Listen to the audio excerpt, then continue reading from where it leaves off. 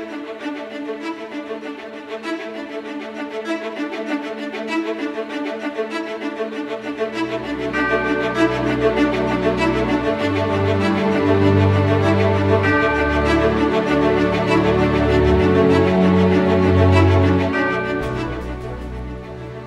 ายดีพ่อแม่พี่น้องที่ฮักในพระเยซูคริสต์ทุกท่านเนาะที่ฮักกำลังรับชมกับรายการการเชื่อมต่อความเชื่อเนาะสิ่งที่จะซอยพวกเราให้ใกล้ชิดกับพระเจ้าและเข้าใจพระองค์หลายขึ้นและเมื่อนี้ก็มาพบกันอีกเทื่อนึงเนาะกับพระคำของพระเจ้าซึ่งจะซอยพวกเราให้เจริญเติบใหญ่ให้มีความเชื่อให้หลายขึ้นและก็มีโดยเฉพาะในสิ่งที่พระเจ้าอยากให้มีอันนึงที่ขาดไม่ได้คือมีไสยสนะนั่นเองเนาะการดำเนินชีวิตของพวกเราจะต้องมีสิ่งนี้เพราะว่าไสยสนะเป็นสิ่งสำคัญที่เราจะต้องการแต่ละมื้อเพื่อพวกเราจะเฮ็ดให้พระเจ้าพอพระทัยได้เนาะโอเคพระคำของพระเจ้าที่มาเทิงพวกเราในมื้อนี้อยู่ในหนังสือ1 โครินธ์บทที่15ข้อ57เนาะข้อ57ข้อเดียวความจริงแล้วในก่อนหน้านั้นเพิ่นบอกแต่จงขอบพระคุณแด่พระเจ้าผู้ทรงประทานไสยสนะแก่เฮาทั้งหลายโดยพระเยซูคริสต์องค์พระผู้เป็นเจ้าของเฮาขอบพระคุณพระเจ้าผู้ทรงประทานไสยสนะให้กับเฮาแก่เฮาทั้งหลายโดยพระเยซูคริสต์พวกเฮาที่เป็นคริสเตียนเนาะที่ว่าเป็นลูกของพระเจ้าพวกเฮามีไสยสนะโดยพระเยซูเท่านั้นเนาะพวกเฮาบ่สามารถที่จะมีไสยสนะนอกเหนือจากพระองค์ได้เนาะถ้าบ่มีพระองค์การดำเนินชีวิตของเฮาก็บ่มีความหมายฉะนั้นเฮาจะมีไสยสนะเฮาจะต้องประกอบด้วย3เงื่อนไขเนาะในมื้อนี้เงื่อนไขอันที่1ถ้าอยากมีชีวิตที่มีไสยสนะพวกเฮาจะต้องมีความเชื่อเนาะหนังสือเฮบเรอบทที่หนังสือโยฮันขอโทษหนังสือ1โยฮันบทที่5เว้าก่อนว่าด้วยว่าผู้ใดบังเกิดจากพระเจ้าก็มีไสยสนะต่อโลกและนี่แหละเป็นไสยสนะซึ่งได้มีไสยต่อโลกคือความเชื่อของเฮาทั้งหลายนี่เอง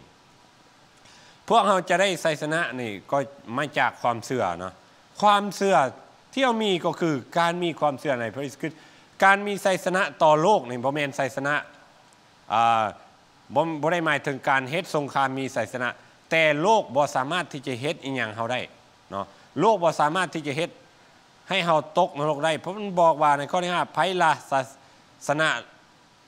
นะโลกเว้นไว้แต่ผู้ที่เชื่อว่าพระเยซูทรงเป็นพระบุตรของพระเจ้าคนใดที่เชื่อว่าพระเยซูคริสต์เป็นพระบุตรของพระเจ้าที่มาตายให้บาปให้กับมนุษย์เฮาคนนั้นก็มีไสยสนะในพระองค์เนาะคือนี่แหละความเชื่อของเฮาเนาะทุกคนที่ต้อนรับเอาพระเยซูคริสต์มาเป็นพระเจ้าคนนั้นมีไสยสนะความเชื่อเนี่ยเนาะเป็นสิ่งที่สำคัญเพิ่นบอกว่าความเชื่อหลายคนอาจจะบอกเข้าใจเถอะในเฮบเรอบทที่11ข้อที่1เพิ่นบอกวันนี้ความเชื่อคือความแน่ใจในสิ่งที่เฮาหวังไว้เป็นหลักฐานมั่นใจว่าสิ่งที่ยังบ่ได้เห็นนั้นมีจริงมีแท้ความเชื่อเนี่ยเนาะเป็นสิ่งที่เฮาบ่เห็นแต่เฮาแน่ใจว่าสิ่งที่เฮาเพิ่นว่าเป็นหลักฐานที่เฮาแน่ใจและมั่นใจว่าสิ่งที่เฮาบ่เห็นนั้นมีจริงหลายคนบ่เข้าใจความเชื่อหลายคนบอกว่าอันเป็นอย่างเจ้าเชื่อพระเยซูแทนที่ทั้งที่เจ้าบ่เคยเห็นนั่นแหละเขาเอิ้นความเชื่อพวกเฮาบ่เห็นพวกเฮาเชื่อในสิ่งที่บ่เห็นเขาเอิ้นว่าความเชื่อคันสิ่งที่เห็นแบบศาสนาอื่นเนาะเขามีพระที่เขาปั้นขึ้นมาอันนั้นบ่แม่นความเชื่อเนาะอันนั้นความจริงความเชื่อกับความจริงยกตัวอย่างก็ได้ง่ายๆเลยเนาะไฟฟ้าเนี่ยมีผู้ใดเคยเห็นโตไฟฟ้าได้มันเป็นอะไรแต่เฮาเชื่อว่ามีไฟเนาะเอาอย่างเช่นว่าคือในจอนี่เนาะเฮาบ่เห็นว่าเฮาบ่เห็นโตไฟฟ้ามันเป็นอะไรแต่เฮาเปิดขึ้นมามันก็หุงขึ้นมาไฟเนาะหรือลมคือกันเนาะเฮาบ่เห็นโตลมมันเป็นอะไรแต่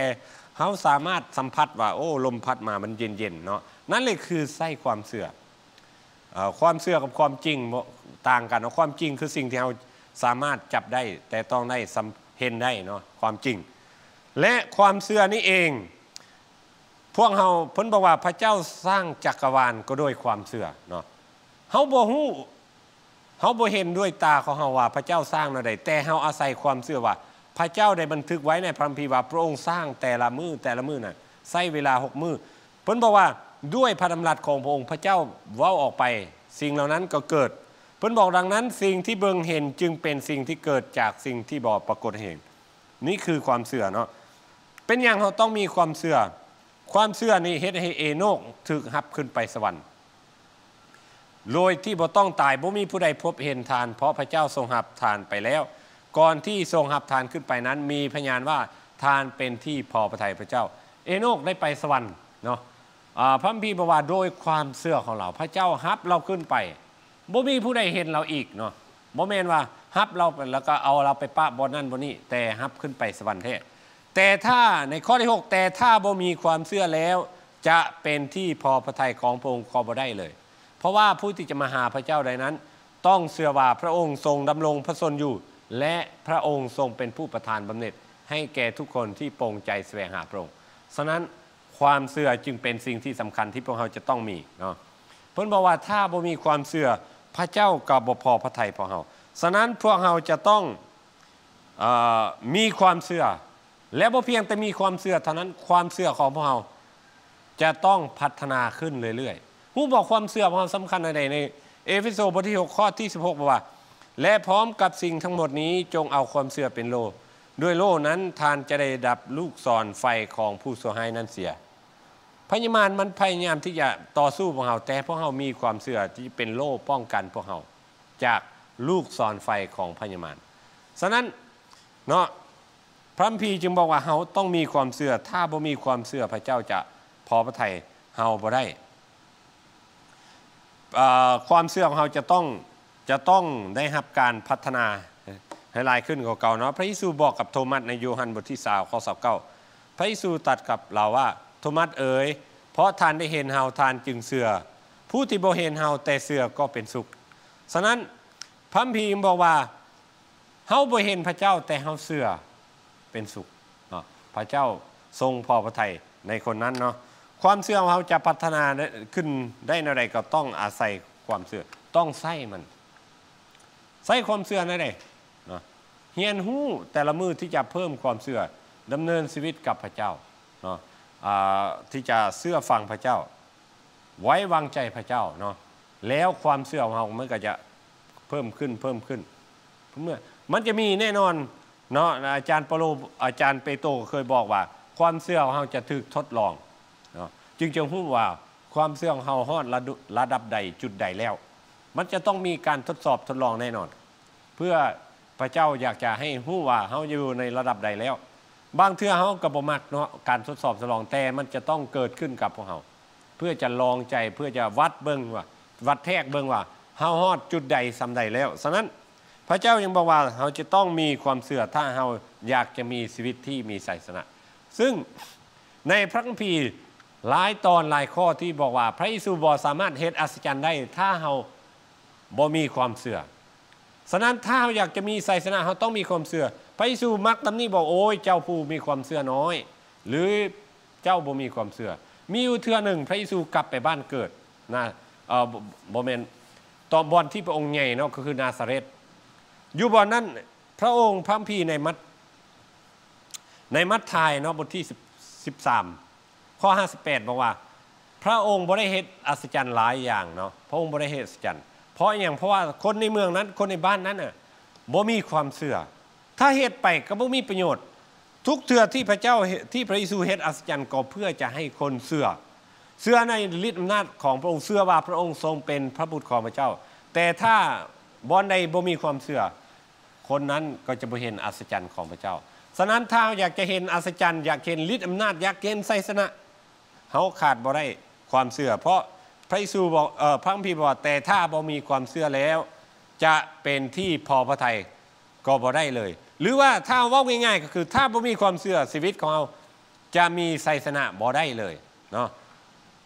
นี่คือสิ่งสำคัญเนาะถ้าเราอยากดำเนินชีวิตที่มีชัยชนะเราต้องประกอบด้วยความเชื่อเนาะประการที่2เพิ่นบอกว่าถ้าอยากจะมีชีวิตที่มีชัยชนะอันที่2เป็นสิ่งสำคัญคือการขาดบ่ได้เลยประการที่2ก็คือเราต้องเข้าสนิทกับพระคริสต์เนาะเราต้องเข้าสนิทกับพระคริสต์ในโยฮันบทที่15ข้อ4 พิ่นบอกว่าจงเข้าสนิทอยู่ในเฮาและเฮาเข้าสนิทอยู่ในทานกิ่งจะออกผลเองบ่ได้นอกจากจะติดอยู่กับเครือสนัยทานทั้งหลายจะเกิดผลบ่ได้นอกจากทานจะเข้าสนิทอยู่ในเฮาฉะนั้นเนาะพระเยซูคริสต์บอกว่าจงเข้าสนิทอยู่ในเฮาและเฮาเข้าสนิทอยู่ในทานเนาะพระเยซูยกตัวอย่างเครือกับกิ่งเนาะเครือกับงาเนาะเพิ่นบอกว่าเพิ่นเป็นเครือองุ่นเนาะและเฮาเพิ่นและทานทั้งหลายเป็นกิ่งผู้ที่เข้าสนิทอยู่ในเฮาและเฮาเข้าสนิทอยู่ในเขา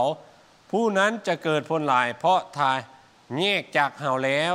ทานจะเหตุสิ่งใดบ่ได้เลยเนาะในข้อที่6บอกว่าถ้าผู้ใดบ่ได้เข้าสนิทอยู่ในเฮาผู้นั้นก็ต้องถูกทิ่มเสียเหมือนกิ่งแล้วก็เหี่ยว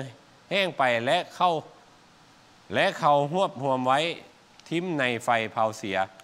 ข้อที่7ทานทั้งหลายถ้าทานทั้งหลายเข้าสนิทอยู่ในเฮาและถ้อยคำเฮาฟังอยู่ในทานแล้วทานจะขอสิ่งใดซึ่งทานปรารถนาทานก็จะได้สิ่งนั้นนี่พระคัมภีร์อธิบายชัดเจนนะว่าเฮานี่ถ้าอยากจะเกิดผลเฮาจะต้องสนิทอยู่กับพระเยซูคริสต์พระองค์บอกว่าพระองค์เป็นเครือแล้วเฮาเป็นกิ่งเครือกับกิ่งนี่มันจะต้องติดกันเนาะมันจึงจะออกมากถ้าว่าเครือมีแต่เครือกิ่งนี่ถูกตัดออกมันก็ต้องตายอยู่แล้วเนาะเพราะว่ามันบ่ได้รับการรอเลี้ยงจากเครือเนาะจากต้นของมันเป็นลำเลียงไปหากิ่งไปหางาของมันและงามันจึงลำเลียงไปหาปลายมันหายอดมันแล้วก็ออกดอกออกหมากเนาะถ้าบ่มีอาหารรอเลี้ยงมันก็บ่สามารถที่จะเติบใหญ่ออกหมากออกผลได้ฉะนั้นมันจะต้องติดกันต่อสิ่งสำคัญเนาะถ้าแยกจากแล้วพระเยซูบอกว่าเฮ็ดหยังบ่ได้เลยคริสเตียนเฮาถ้าอยากจะมีชีวิตที่มีไสยชนะเฮาจะต้องเข้าสนิทกับพระเยซูคริสต์พระเยซูบอกว่าในข้อที่7เพิ่นบอกว่าถ้าทานทั้งหลายเข้าสนิทอยู่ในเฮาและถ้อยคำเฮาฟังอยู่ในทานแล้วทานจะขอสิ่งใดซึ่งทานปรารถนาทานก็จะได้สิ่งนั้นเนาะถ้าเข้าสนิทกับพระองค์บัดนี้การเข้าสนิทกับพระเยซูคริสต์แม่นหยังถ้าว่าเข้าสนิทมันหมายความว่าอะไรการเข้าสนิทในพระเยซูคริสต์มีอยู่3หลัก3อันง่ายๆเลยการดำเนินชีวิตคริสเตียนแต่ละมื้อเฮาขาด3อย่างนี่บ่ได้เนาะอันที่1คือการอธิษฐานเนาะการอธิษฐานเป็นสิ่งสำคัญในการเข้าสนิทกับพระเจ้าทุกเช้ามื้อเช้านี้เนาะข้าพเจ้าตื่นขึ้นมาก็อธิษฐานเนาะการอธิษฐานคือการสนทนากับพระเจ้าการสนิทกับพระองค์เป็นคนทำอิฐเป็นผู้ทำอิฐเลยเนาะที่เราจะต้องพระเยซูบอกในมัทธิวบทที่26ข้อ41จงเฝ้าระวังและอธิษฐานเพื่อทานจะบ่เข้าในการทดลองจิตใจพร้อมแล้วก็จริงแต่เนื้อนางยังอ่อนกำลังเนาะ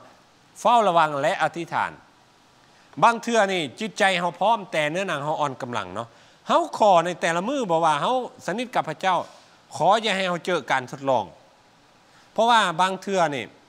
การทดลองอาจจะเฮ็ดให้เฮาไปเฮ็ดบาปก็ได้ฉะนั้นเพิ่นบอกว่าพระเยซูบอกว่าบางเทื่อใจเฮาพร้อมมาโอ้ยมื้อนี้ข่อยพร้อมที่จะดำเนินกับพระเจ้าขอบ่เฮ็ดบาปแต่บางเทื่อเนื้อนางเฮาอ่อนกำลังตอนที่เฮาอยู่กับ อยู่กับหลายคนเนาะมึงเฮาจะมักอ่อนกำลังถ้าอยู่กับคนชาวโลกเนาะเฮาอยู่คู่ขี้กับชาวโลกตลอดสนิทกับคนชาวโลกหลายๆเทื่อเขาอาจจะชวนเฮาเฮ็ดบาปและเฮาจะอ่อนกำลังต่อเมื่อว่าในนั้นในหมู่ของเฮาเพื่อนฝูงที่เฮากำลังคบหากันอยู่บ่มีผู้ใดเป็นคริสเตียนจักคนเลยบัดนี้แนมซ้ายแนมขวาบ่เห็นผู้ใดเฮ็ดบาปนำเขาบางเทื่อเขาให้ยืนเบียร์ยืนเหล้าให้กินอาจจะกินนำเขาก็ได้เนาะหรือว่าอาจจะตัวเพราะว่าเนื้อนางเขาอ่อนกำลังเนาะพระเยซูจึงบอกว่าให้อธิษฐานการอธิษฐานเป็นสิ่งสำคัญที่พวกเฮาขาดบ่ได้เพราะว่ามันเปรียบเทียบกับการหายใจเนาะการดำเนินชีวิตแต่ละมื้อแต่ละวันถ้าเฮาปราศจากการหายใจเฮาก็ตายฉะนั้นการอธิษฐานจึงเป็นสิ่งที่สำคัญเนาะการที่จะสนิทกับพระเยซูคริสต์พระองค์เป็นแบบอย่างให้กับพวกเฮาพระองค์อธิษฐานทุกมื้อเลยพระเยซูคริสต์ทุกมื้อพระองค์อธิษฐานเนาะทุกเช้าเลยและพระเยซูจะใช้เวลาสนิทกับพระบิดาตลอดเนาะอันที่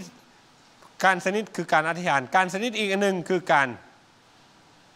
อ่านพระคำของพระเจ้าเนาะนุ่มๆจะรักษาทางของตนให้บริสุทธิ์ได้ในใดโดยการระมัดระวังตามพระวจนะของพระเจ้าข้าพระเจ้า ข้าพระองค์ได้สะสมพระดำรัสของพระองค์ไว้ในใจของข้าพระองค์เพื่อข้าพระองค์จะบ่เหตุบาปต่อพระองค์เนาะในเพลงสรรเสริญ119 ข้อ 11พระคัมภีร์บอกว่าเฮาจะรักษาทางเฮาให้บริสุทธิ์ได้นั่นเองถ้าเฮาเข้าสนิทกับพระเจ้านะเฮารู้ว่าพระเจ้าอยู่กับเฮาตลอดเวลาที่เฮาจะเหตุบาปก็มีน้อยและโดยเฉพาะที่เฮามีพระคำของพระเจ้าอยู่ในใจเนาะเพิ่นบอกว่าสะสมเฮาจะสะสมพระดำรัสของพระเจ้าอยู่ในใจนั่นเองก็ด้วยการท่องจำพระคำของพระเจ้าคันเฮามีพระเจ้าพระคำของพระเจ้าอยู่ในใจโอกาสที่เฮาจะเหตุบาปก็มีน้อยกับบ่ต่างอย่างกับถ้าเฮาอยู่ใกล้ชิดกับตำรวจตลอดโอกาสที่เฮาจะเฮ็ดผิดกฎระเบียบกฎหมายก็มีน้อยคือกันเพราะเนี่ยเพราะรู้ว่ามีคนหนึ่งกำลังเบิ่งเฮาอยู่คงจะบ่มีใครกล้าเฮ็ดผิดเนาะถ้ารู้ว่าพระเจ้าอยู่กับเฮาตลอดและมีพระคำของพระเจ้าที่คอยเตือนสติพวกเฮาตลอดเฮาก็จะบ่เฮ็ดบาปเนาะเพิ่นบอกว่าอันนี้บอกว่าข้าพระองค์ได้สะสมพระดำรัสของพระองค์ไว้ในใจเพื่อข้าพระองค์จะบ่เฮ็ดบาปใน2 ติโมธีบทที่3 ข้อ 16บอกพระคัมภีร์ทุกตอนได้รับการหนุนใจจากพระเจ้าและเป็นประโยชน์ในการสอนการตักเตือนว่ากล่าวการปรับปรุงแก้ไขคนให้ดีและการอบรมในเรื่องความชอบธรรมเนาะเพื่อคนของพระเจ้าจะดีรอบคอบพร้อมที่จะเฮ็ดเวียกดีทุกอย่างความจริงข้าพเจ้าลืมข้อหนึ่งเนาะบ่ได้ใส่ใน2 ติโมธีบทที่2 ข้อที่15เพิ่นบอกจงมันศึกษาค้นคว้าเพื่อแสดงตนให้เป็นที่พอพระทัยพระเจ้าเป็นคนงานที่บ่ต้องอายแยกแยะพระวจนะแห่งความจริงและอย่างถูกต้องเนาะพระคัมภีร์บอกว่าให้เฮามันศึกษาค้นคว้าเพราะว่าพระคัมภีร์นี่ได้รับการหนุนใจจากพระเจ้าเป็นประโยชน์สำหรับพวกเฮาอ่านเฮาก็ได้เองเนาะบ่แม่นเฮาอ่านแล้วพระเจ้าได้เนาะบ่แม่นคนอื่นได้ศิษยาภิบาลอาจารย์เฮาได้ผู้ใดอ่านผู้นั้นก็ได้เนาะถ้าอยากจะมีชีวิตที่มีชัยชนะต้องอ่านพระคำของพระเจ้าทุกมื้อเพราะพระเยซูบอกว่ามนุษย์จำลงชีวิตด้วยอาหารอย่างเดียวก็หาบ่ได้แต่บำรุงด้วยพระวจนะทุกคำซึ่งออกมาจากพระโอษฐ์ของพระเจ้าพระวจนะทุกคำออกมาจากพระโอษฐ์ของพระเจ้าคือพระคำของพระเจ้าพระคัมภีร์ที่เรากำลังมีอยู่ในปัจจุบันนี้พระเจ้าบอกว่าเราจะต้องอ่านศึกษาท่องจำเนาะแล้วก็ตึกตองแล้วก็เฮ็ดตามเพื่อพวกเราจะได้ดำเนินชีวิตที่มีชัยชนะได้เนาะนี่คือการใกล้ชิดการอ่านพระคัมภีร์เป็นการฟังเสียงของพระเจ้าใกล้ชิดพระองค์อีกอย่างหนึ่งเนาะอีกอันนึงอยู่นี่เนี่ยเป็นตัวอย่างที่ดีเนาะนี่เมืองเทสาโลนิกาเนี่ยเขาสุภาพพระคัมภีร์บอกเขาอ่านพระคัมภีร์ทุกมื้อคนเบิ่งทุกมื้อเลยเพื่ออยากจะรู้ว่าอันที่ว่านั้นแม่นแท้หรือบ่เนาะเขาบ่อยากให้คนอื่นมาหลอกเขาง่ายๆเขาค้นหาความจริงจากพระคำของพระเจ้าและพระคำของพระเจ้าเท่านั้นเป็นคำตอบเป็นความจริงเนาะและพระเยซูบอกอีกอันนึงเนาะสิ่งที่จะซอยเฮามีชัยชนะในเฮบเรบทที่10ข้อที่25เพิ่นบอกว่าซึ่งเฮาเคยประชุมกันนั้นอย่าให้หยุดเนาะเหมือนอย่างบางคนเคยกระทำนั้นแต่จงเตือนสติกันและให้หลายยิ่งขึ้นเมื่อทานทั้งหลายเห็นวันเวลานั้นใกล้เข้ามาแล้วพระคัมภีร์ข้อนี้บอกว่าซึ่งเฮาเคยประชุมกันนมัสการกันสามัคคีทำกันเนาะอย่าให้หยุดอย่าหยุดเด็ดขาดนอกจากว่าสุดวิสัยอีหลีเจ็บป่วยบอกเข้าห้องหมอบอกเกิดอุบัติเหตุมาบ่ได้อีหลีเนาะอันนั้นก็หรือว่าเนาะเวียกของเฮาเพิ่นบ่พักให้นี่เนาะแต่ถ้าดีที่สุดต้องเลือก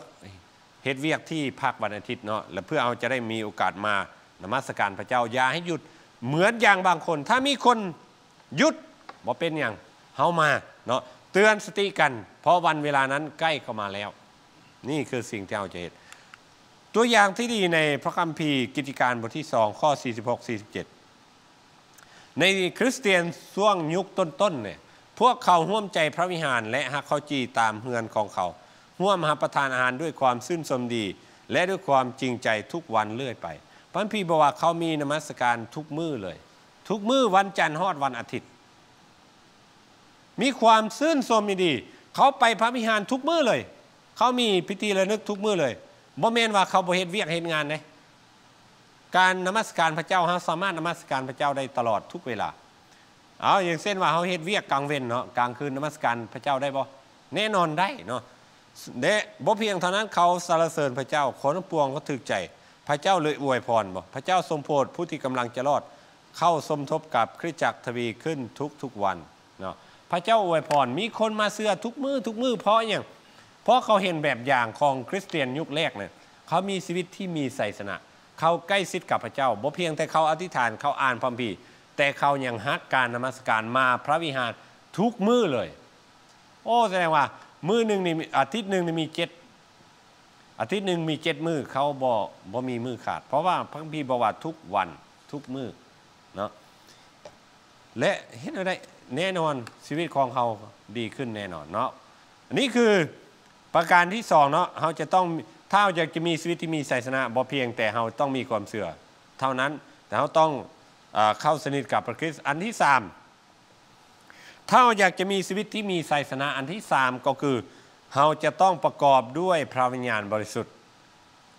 ประกอบด้วยพระวิญญาณบริสุทธิ์เนาะการประกอบด้วยพระวิญญาณบริสุทธิ์ในเอเฟโซบทที่5ข้อ18และอย่าเมาเหล้าเอาเงินซึ่งจะเฮ็ดให้เสียคนแต่จงประกอบด้วยพระวิญญาณพระคัมภีร์บอกว่าคันเฮาเมาเหล้าเนี่ยจะเฮ็ดให้เฮาเสียคนหมายว่าฤทธิ์ของเหล้าเนี่ยมันจะควบคุมเฮาเฮ็ดให้เฮาเฮ็ดบาปง่ายกล้าที่จะเฮ็ดบาปแต่พระคัมภีร์บ่ได้บอกว่าอย่าเนาะพระคัมภีร์บอกว่าห้ามแต่จง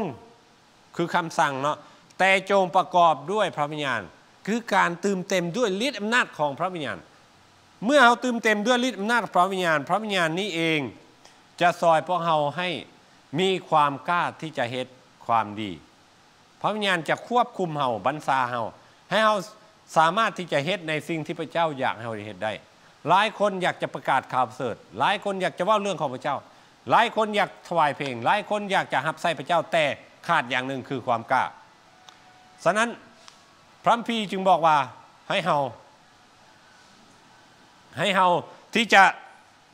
ประกอบด้วยพระวิญญาณบริสุทธิ์เนาะให้เฮาประกอบด้วยพระวิญญาณเหตุใดประกอบด้วยพระวิญญาณคาลาเตียบทที่5ข้อ16ว่าแต่ข้าพเจ้าขอบอกว่าจงดำเนินชีวิตตามพระวิญญาณและทานจะบ่สนองความต้องการของเนื้อหนังจงดำเนินชีวิตตามพระวิญญาณเนาะให้พระวิญญาณควบคุมให้พระวิญญาณเป็นผู้นำหน้าเฮาและเฮาตามเนาะถ้าเฮามีความอายขอพระเยซูให้พระองค์ทรงนำเฮาเมื่อพระเยซูย่างไปทางหน้าเฮาก็ย่างตามเนาะพระวิญญาณย่างตามเฮาย่างตามพระวิญญาณขอโทษตามพระวิญญาณแล้วเฮาจะบ่เฮ็ดตามความต้องการเฮานั่นเพิ่นบอกว่าเพราะว่าผลของพระวิญญาณนั้นคือความฮักเมื่อให้พระวิญญาณทรงนำชีวิตของเฮาปุ๊บมันก็จะออกผลขึ้นมาผลแรกก็คือผลทำอิฐก็คือความฮักเฮาเคยเป็นคนเห็นแก่ตัวเนาะเมื่อมีผลพระวิญญาณปุ๊บเฮาจะเริ่มรู้จักฮักคนอื่นแบบที่พระเยซูบอกจงฮักเพื่อนบ้านมาฮักตนเองเฮาจะฮักบ่ได้ถ้าเฮาบ่มีผลพระวิญญาณฉะนั้นเฮาจะเฮ็ดอะไรจะมีผลพระวิญญาณให้พระวิญญาณทรงนำควบคุมเฮาและผลพระวิญญาณจะเกิดขึ้นความฮักและความยินดีก็จะเกิดขึ้นสันติสุขก็จะเกิดขึ้นทันทีความอดทนก็จะเกิดขึ้นทันทีความปราณีก็จะมีความดีเฮาก็จะมีเนาะความเชื่อก็จะมีสิ่งเหล่านี้เองเป็นสิ่งสำคัญเนาะความสุภาพอ่อนน้อมการรู้จักบังคับตนเนาะสิ่งเหล่านี้เมื่อให้พระวิญญาณควบคุมปุ๊บพระวิญญาณจะแสดงฤทธิ์ของพระองค์ออกมาเนาะฤทธิ์ของพระองค์ผ่านทางชีวิตของเราและมันจะเกิดผลพระวิญญาณ9อย่างนี้ขึ้นมาเนาะและบ่เพียงเท่านั้นในข้อที่5ถ้ามีชีวิตอยู่โดยพระวิญญาณก็จงดำเนินชีวิตตามพระวิญญาณชีวิตของเฮามีชีวิตโดยพระวิญญาณให้เฮามีเนาะพระวิญญาณที่อยู่กับเฮาถ้าว่าเฮาบ่มีพระวิญญาณเฮาก็บ่มีความหมายและเพิ่นบอกว่าถ้าเฮามีชีวิตอยู่โดยพระวิญญาณจงดำเนินชีวิตตามพระวิญญาณให้พระวิญญาณเป็นผู้นำเนาะพระวิญญาณเป็นผู้นำแต่ว่ามีสิ่งหนึ่งพี่น้องที่ฮัก